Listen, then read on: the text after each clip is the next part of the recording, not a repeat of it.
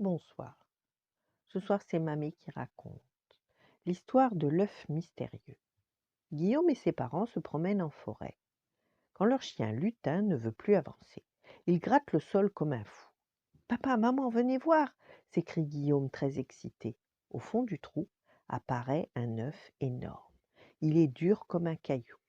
Tu crois que ça pourrait être un œuf de dinosaure? De retour à la maison, on mesure l'œuf et on cherche dans les encyclopédies. C'est beaucoup trop gros et bien trop vieux pour être un œuf d'autruche, commence papa. Je dirais que ça remonte au moins à l'époque des mammouths. Et les mammouths ne pondaient pas d'œufs, ajoute maman en riant. Alors j'avais raison, dit Guillaume fou de joie, c'est un œuf de dinosaure. Et c'est mon œuf. Oui, mais je crois que tu devrais l'apporter au muséum d'histoire naturelle. Ça pourrait aider les savants dans leurs recherches. Pas de question, je vais le garder bien au chaud, il va éclore, j'aurai un gentil bébé dinosaure rien qu'à moi. Ce sera mon animal de compagnie, bien plus chouette que mon hamster. Enfin, Guillaume, c'est ridicule.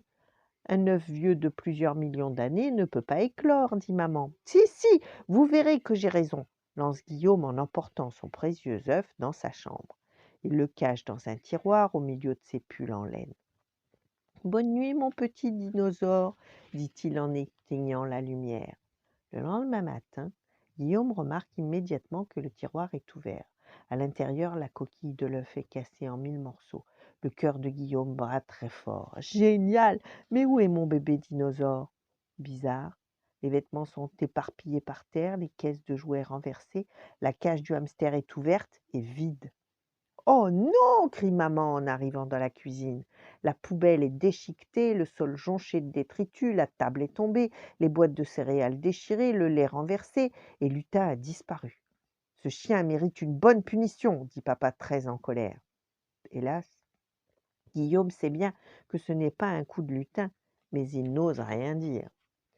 Le soir, en rentrant de l'école, Guillaume et maman s'arrêtent stupéfaits devant la maison. À la place de la porte d'entrée, il ne reste qu'un énorme trou dans la façade, comme si elle avait été défoncée par un bulldozer. Pas possible, pense Guillaume affolé. Comment cette créature a-t-elle pu grandir aussi vite en un jour? Cette fois-ci, c'en est trop. Papa et maman se fâchent. Ton œuf a éclos, n'est-ce pas, dit papa. Tu aurais dû nous en parler. Guillaume fond en larmes.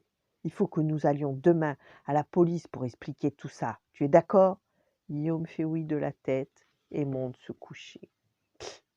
Guillaume sent de grosses léchouilles sur ses joues. Lutin! Il se lève d'un bond et serre son chien dans ses bras. Dans sa cage, le hamster dort tranquillement. Ça alors? Guillaume dévale l'escalier. Papa, maman, Lutin est là. Ben, bien sûr, dit maman. Mon hamster est dans sa cage. Ben oui. Et vous avez fait réparer la porte et le mur? Mais enfin, Guillaume, de quoi parles-tu? Tu ne te sens pas bien ce matin?